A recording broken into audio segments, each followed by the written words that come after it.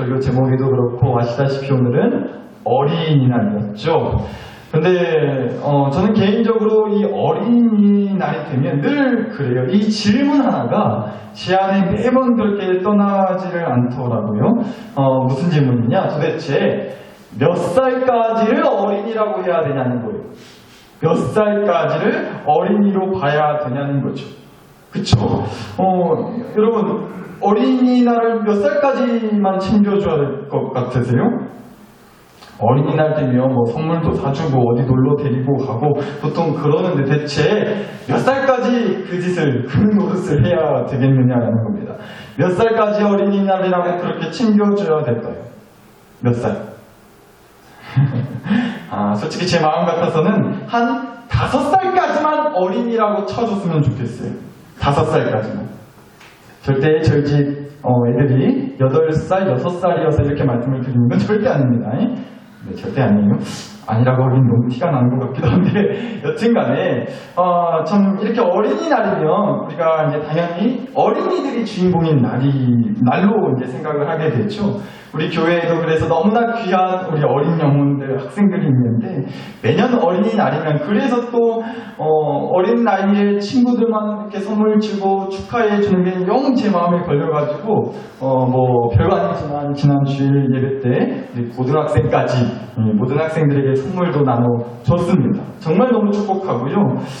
또 저를 비롯해서 여기 계신 우리 어른들이 우리 어린 학생들, 특별히 우리 어린 영혼들을 위해서 더 힘 모아 함께 기도하고 응원해 주시기를 또 이 자리를 빌어서 부탁을 좀 드리겠습니다. 근데 여러분, 이제 응원 얘기가 나와서 말인데요. 오늘 바로 그 응원에 대한 얘기를 좀, 오늘 설교 제목이 덕담이라고 제가 해놨는데, 이 덕담, 응원, 격려, 이런 거 가지고 좀 얘기를 나눠볼까 해요. 보통 우리 어른들이 이제 어린이들한테, 특히나 학생들한테 그럴 것 같아요. 해주는 어떤 덕담이라든지, 격려, 혹은 응원의 말들을 좀 보면, 이런저런 많은 말들이 있겠지만, 이렇게 말해줄 때가 좀 있는 것 같아요. 자신감을 가지라고. 자신감을 가지라고.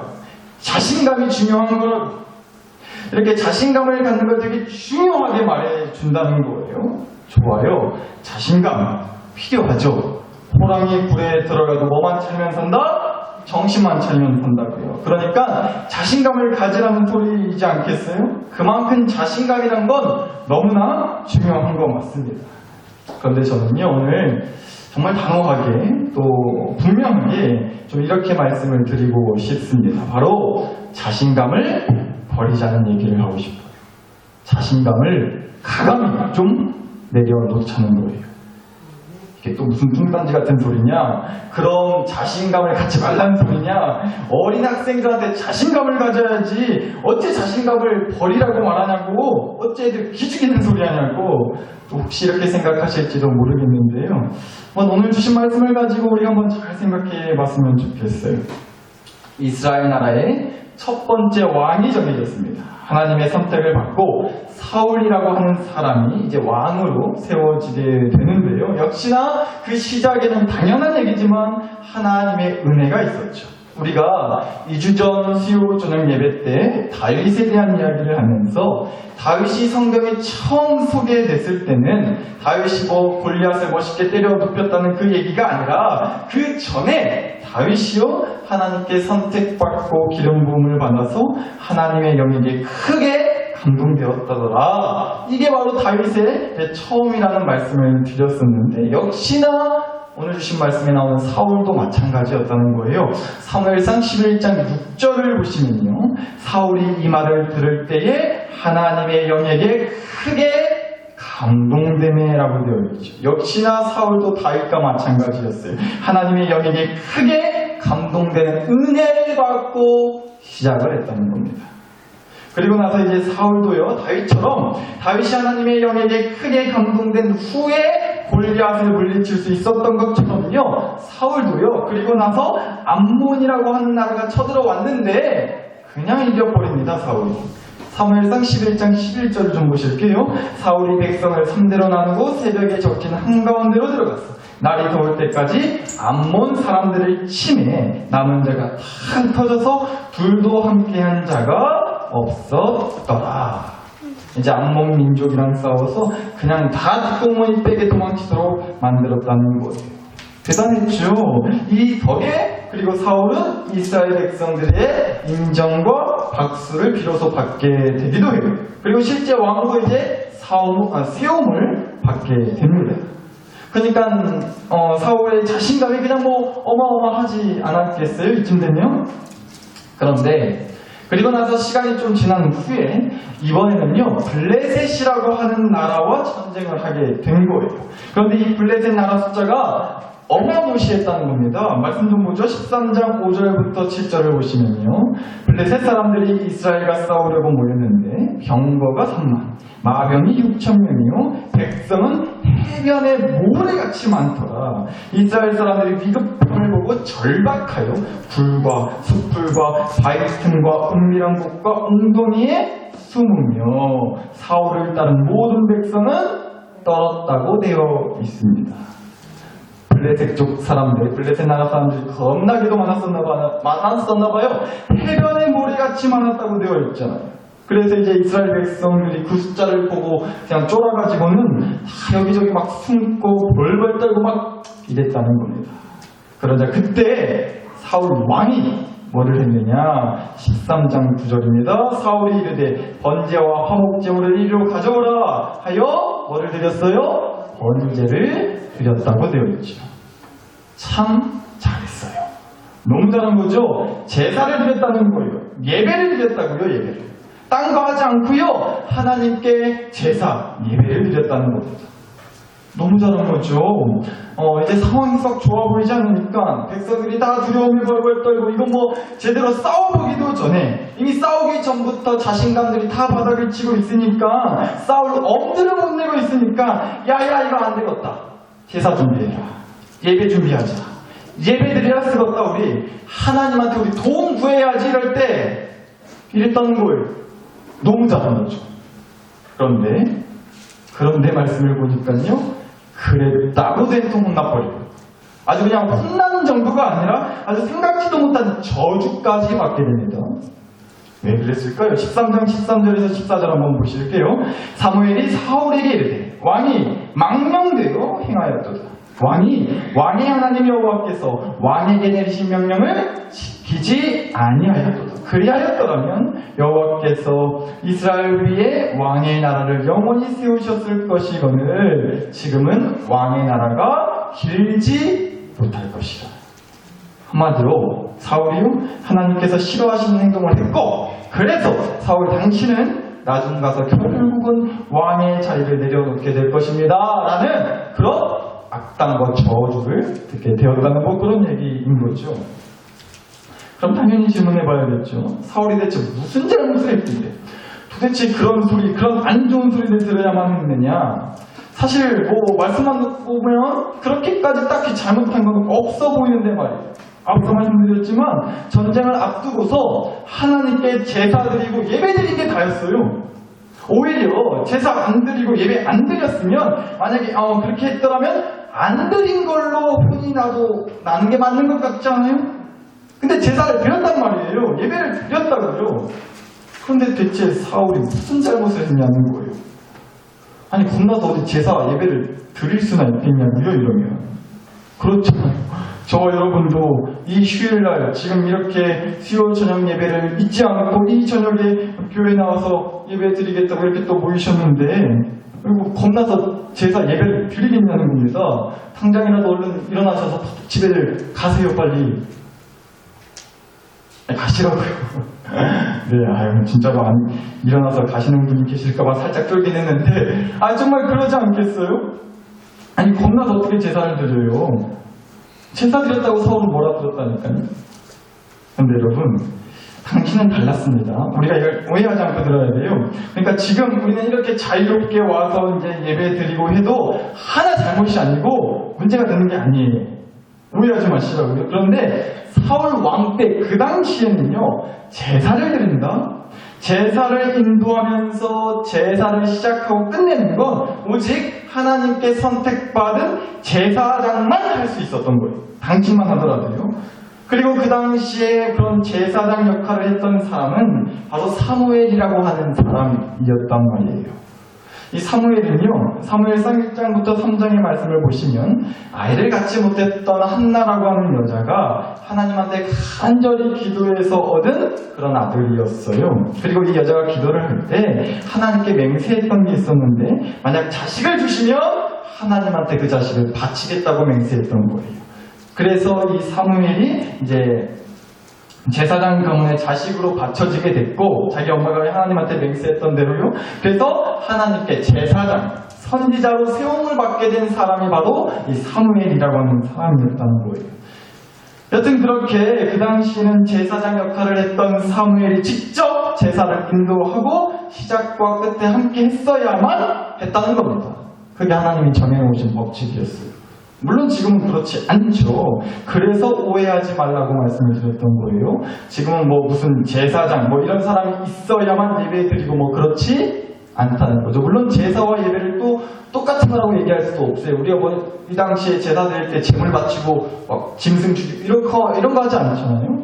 왜 그러느냐? 이제는 어떤 사람에 의해서가 아니라, 어떤 제물에 의해서가 아니라 우리의 대제사장이자 우리를 대신하여 제물로 바쳐주신 예수님이 우리와 함께 하시기 때문에 그 예수님의 인도하심으로 우리가 이렇게 예배를 드려도 드릴 수 있게 되었기 때문에 그래요. 여튼 그렇게 해서 사울이 결국 잘못했다는 겁니다. 힘들고 어려울 때, 답답할 때, 전쟁이라는 그 큰일을 앞두고 있었으니까 그럴 때 하나님의 은혜와 도우심을 구하는 제사를 드렸다는 게 사실 뭐 그리 잘못이겠냐고요. 그러나 하나님이 정해놓으신 그 제사 인도자 사무엘을 대신해서 사울 본인이 직접 제사를 인도했다는 것만큼은 분명 잘못은 잘못이었다는 거예요. 그리고 사실 사울도 그게 굉장한 잘못이 될 거라는 것을, 잘못이라는 것을 사울 본인도 명백히 알고 있었어요. 13장 12절을 보시면요, 이렇게 나와 있잖아요. 사울이 하는 말이에요. 부득이하여 번제를 드렸나이다. 부득이 제사를 드렸다는 거예요. 부득이하게 제사를 드렸다.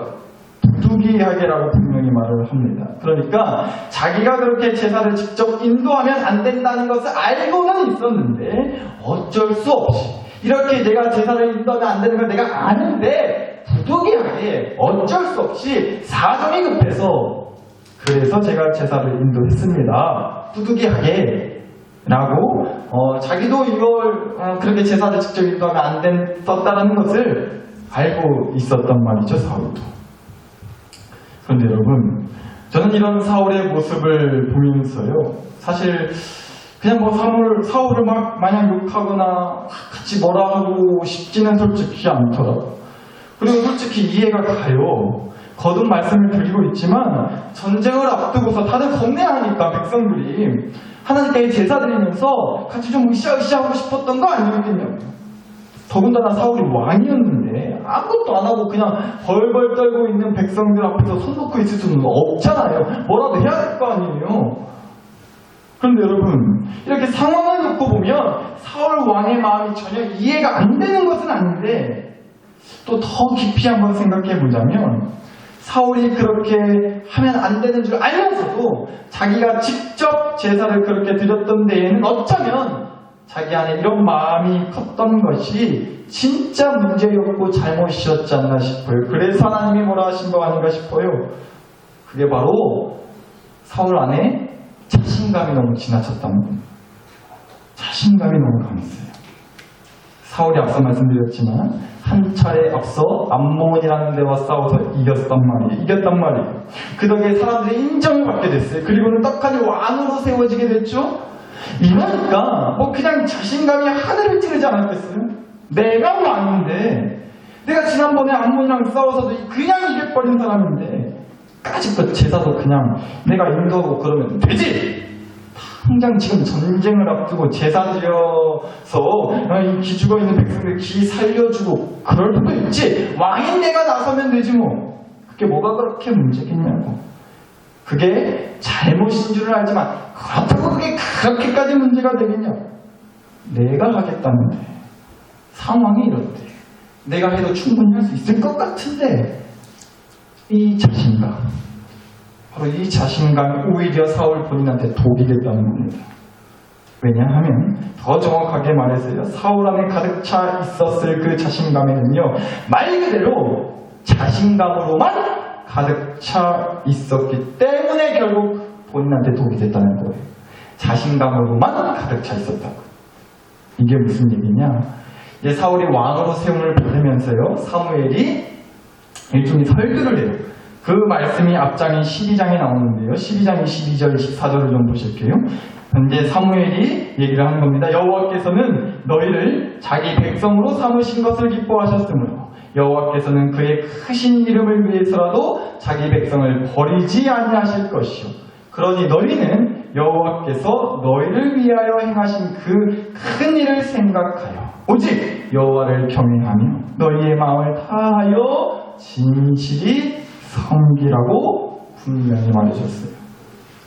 여러분, 저는 이 긴 말씀을 하나의 단어로 정리해서 말씀을 드리고 싶은데요. 바로 하신감입니다. 뭐라고요?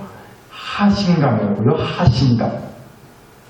오늘 우리가 지금 이제 자신감에 대해서 얘기를 하고 있는데요. 자신감은 뭐예요? 말 그대로 자기 자신을 신뢰하는 느낌을 말하는 거죠.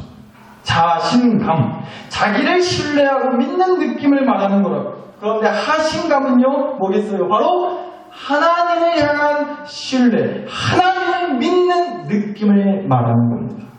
하신감. 이 말씀이 바로 그 하신감을 말씀해 주는 것 아니겠냐고요. 여호와 하나님은 절대로 자기 백성을 버리시는 분이 아니시다. 그 하나님을 경외하고 마음을 다하여 하나님을 진실히 섬겨라. 믿어라. 의지해라. 붙들어라. 그 하나님을 믿고 신뢰하는 하신감을 갖고 살아라. 이런 말씀이지 않겠냐고요. 그리고 이 말씀을요, 사무엘이 온 이스라엘 백성을 앞에 세워두고 분명히 말해줬어요. 그리고 그 자리에는 당연히 사울 왕도 분명히 있었단 말이에요. 그러니까 사울 왕도 분명 사무엘한테 하나님께서 사무엘을 통해 하신 그 말씀, 하신감을 가지라는 말씀을 사울도 분명히 들었다는 겁니다. 그런데 자신감이 하신감보다 넘치니까, 자신감이 하신감보다 넘치니까 이제는요, 하나님이 정해놓으신 법칙은 그렇게 중요하지 않은 거예요. 자기가 정해놓은 법칙대로 살아도 뭔가 할만하다는 자신감이 오히려 하신감보다 커져버립니다. 왕이라 할지라도 제사를 직접 인도해서는 안 된다. 사무엘만이 제사를 인도할 수 있다는 하나님이 정해놓으신 법칙은 그렇게 중요하지 않게 된다고요. 자신감이 하신감보다 커집니다. 그래서 사울 왕은 자기 자신감대로 행동한 거예요. 하신감으로 하나님이 원하시는 행동을 한 게 아니고요. 물론 사울 왕도 하신감이 아예 없던 건 아니었죠. 하나님을 그래도 신뢰했기 때문에 하나님께 제사는 드렸으니까요. 그렇게 할 거는 다 했어요. 그런데 문제는 자신감이 하신감보다 더 크다는 게 문제였다고요. 그러면 하나님을요, 도구로 쓰기 시작한단 말이에요. 하나님을 도구로 쓰기 시작해요. 하나님을 안 믿는 건 아니에요. 하나님께 제사도 드려요. 할 건 다 한다고요. 모양은 다 갖춰요. 그러나 하나님을 도구로 쓰기 시작한다. 여러분, 이 하신감 없이 자신감이 더 큰 사람은요, 자기 자신을 믿기 시작하고요, 그때부터는 하나님을 도구로 쓰게 됩니다. 내가 지금 상황이 안 좋은데 내 자신감으로 봤을 때는 이건 이렇게 하면 될 것 같고 저건 저렇게 하면 될 것 같다는 계산이 서게 되고요. 그리고 나서 하나님을 불러요. 하나님, 제 자신감으로는요, 이건 이렇게 저건 저렇게 하면 될 것 같으니까 하나님이요, 이건 이렇게 저건 저렇게 해주시면 되세요. 아셨죠? 이제부터 퍼뜩 움직이세요. 그러니까 하나님 화이팅! 이렇게 하시면 되는 거 아시겠죠? 이제 하나님이 도구가 된다고요. 하나님이 써먹기 시작하려 들어요. 분명 하나님 소리는 하는데, 하나님 소리는 입에서 나오는데 어째 뭐가 잘못해도 한참 잘못된 것 같지 않냐고요. 그런데 반대로 자신감보다 하신감이 더 큰 사람은요, 절대 하나님을 도구로 쓰지 않죠. 오히려 하나님께 도구로 쓰임받게 되는 겁니다. 어차피 내가 믿는 하나님이 알아서 다 하실 거니까. 하나님은 자기 백성 절대 버리는 분이 아니신 줄 난 믿으니까 그 하나님께 온전히 맡기고 나는 그저 하나님이 이끄시는 대로 쓰임받는 도구가 되었습니다. 이 믿음의 고백을, 이 소망을 붙들며 살게 된다고요. 자신감이 있는 사람. 사랑하는 그 식구 여러분, 자신감을 가지세요. 우리 자신감을 찾읍시다. 우리가 자신감 하나만 있으면 뭘 못하겠어요. 여러분한테 그렇게 말씀드리고 싶어요. 우리 학생들한테, 우리 어린이들한테 그렇게 말해주고 싶어요. 자신감만 있으면 된다고. 자신감을 가져라고. 넌 할 수 있다고. 넌 반드시 해낼 거라고. 그렇게들 말을 하죠. 그런데 아시잖아요. 우리가 우리 힘으로 막 몸부림치고 막 이렇게 해보고 저렇게 해보고 용을 써도 내 힘으로 안 되는 게 더 많잖아요. 사실 따지고 보면 솔직히 내 힘으로 할 수 있는 게 하나도 없다고 해도 할 말 없죠. 뭐 당장 오늘 아침에 숨 붙어서 숨 붙은 채 눈 뜨냐 마냐도 내 힘으로 어떻게 할 수 없는데 우리가 뭘 내 힘으로 할 수 있겠다고 자신 있게 말할 수 있겠어요? 그렇지만 따라서 말씀을 드립니다. 따라서 말해주자고요. 우리 자녀들한테, 우리 어린이들한테 자신감도 좋지만 만약 하신감 없는 자신감이라면 그 자신감을 가감히 버리라고. 그런 자신감은 언제고 간에 벽에 부딪힐 수밖에 없으니까. 사울 왕을 보자고요. 하신감은 점점 어디 갔는지 보이지도 않고 자신감은 그 안에 가득가득해져 가니까 정작 나중 가서는 어땠어요? 블레셋 나라 장군 골리앗이라고 하는 벽에 부딪혀버리니까 아무것도 못했죠. 나쁘지 못했잖아요. 자신감을 줄 무기가 있었고, 자신감을 줄 갑옷이 있었고, 자신감을 줄 군대도 있었고, 자신감을 줄 경험도 있었어요. 그러나 그 자신감으로는 골리앗 앞에서 쫄아가지고 아무것도 못하는 그런 초라한 모습을 보일 수밖에 없었죠. 그러나 반대로 하신감이 가득했던 소년 다윗은요, 자기가 집에서 키우는 양들 지킬 때 막 사자가 들려들고 곰이 달라들고 그 난리를 겪었을 때도 하나님이 그때 나를 건져내 주셨다고.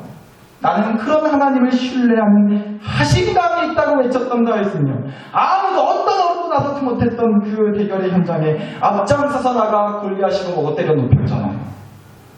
하신감이 내 안에 가득하면 어떤 골리앗도 겁날 거 없는 거예요. 그럼 우리 아이들한테 뭘 말해줘야겠냐고요? 자신감을 가지라고요? 아니면 하신감을 가지라고요? 뭐라고 말을 해줘야 되겠어요? 부디 우리의 대답은 언제나 하신감을 가지라는 말이 되기를 간절히 소원합니다. 이 말씀만 드리고 마칠게요. 근데 여러분, 이 얘기가 그저 우리 어린이들, 학생들한테만 해당될까 싶은 마음이 들었어요. 앞서 설교 시작할 때 말씀드렸잖아요. 여쭤봤었잖아요. 대체 몇 살까지를 어린이라고 해야 쓰겠냐고요. 몇 살까지? 사실 저는 이렇게 생각을 합니다. 아니, 확신합니다. 저와 여러분 모두가 사실 다 어린이잖아요. 아이고, 목사님 늙은 사람 앞에 앉혀놓고 놀려댄다고 얼굴에 주름살이 자글자글한데 무슨 내가 어린애냐고 뭐라 하실지 모르겠는데 아니라고요. 농담이 아니라 얼굴만 놓고 봐도 아직 청춘이시고요. 무엇보다 우리 하나님이 보실 때 여러분 모두 다 이팔 청춘, 아니 어린이시라고요. 어린애 취급한다고 뭐라하지 마시고요. 어린애 취급받을 수 있어서 부디 감사하실 수 있기를 간절히 바랍니다. 감히 또 제가 나이 얘기해서 또 죄송하지만 저도 애 아빠가 되고 한 살씩 먹어가니까 여러분 마음을 아주 조금은 알 것 같아요. 점점 어른이 되어간다는 게 좀 왠지 모르게 외롭고 서럽고 힘들다는 걸 아직 저가 뭐 여러분이 못 미치겠지만 조금은 알 것 같아요. 어른이 되어갈수록 그렇게 아빠, 엄마가 다 알아서 해줬던 어린 시절이 정말 세상 편한 거였구나. 나는 마음이 들더라고요. 그런데 아직도 여전히 앞으로도 언제나 우리 하나님 아빠, 하나님 품에 안겨서 하나님 손에 이끌려 사는 어린이일 수만 있다면 어린이가 되고 싶지 않으세요? 그거 정말 감사한 거 아니겠어요? 아멘이신가요? 그래서 우리에게 필요한 건 자신감이 아니라고 말씀드립니다. 그래서 우리에게 필요한 건 자신감이 아니라 나를 믿고 나를 신처럼 떠받들어서 자신감에 나 혼자 뭐든지 다 할 수 있을 것 같다는 그런 의문이 아니라 하신감. 하나님을 믿고 하나님을 신으로 섬기면서 하신감에 하나님이시면 하실 수 있다는 그 믿음의 고백이 우리 아이들에게 또 무엇보다 나에게 필요할 줄 믿습니다. 오늘부터 우리 어린이들한테, 학생들한테, 우리 자녀들에게, 그리고 여전히 하나님 앞에서 어린이인 누구보다 나 자신에게 우리 꼭 이렇게 응원해 주립니다. 넌 할 수 있어. 자신감을 가져. 이거 말고요. 하나님은 하실 수 있다. 하신감을 가져. 하신감을 갖고 있어. 할 수 있다. 하신 이는 나의 능력 주 하나. 복음성가를 좀 못 불러서 너무 입이 근질근질거리는데 우리가 한참 그렇게 목 넣어 불렀던 찬양 아니에요. 할 수 있다. 하신 이는 나의 능력 주 하나님. 우리 이 응원, 이 덕담, 이 찬양 들려주고 해줍시다. 그래서 우리 시간 딴 것보다도 이 하신감 주시라고 함께 주신 말씀과 은혜 받들어서 하신감 갖게 해달라고 우리 아이들에게 하신감을 전해줄 수 있는 어른 되게 해달라고 그런 부모 되게 해달라고 그런 교회 어른이 되게 해달라고 그리고 내 자신이 그런 하신감을 갖고 살게 해달라고 그렇게 기도했으면 좋겠습니다. 함께 시간 마음으로 간절히 기도 올려드렸으면 좋겠습니다. 함께 기도하시겠습니다.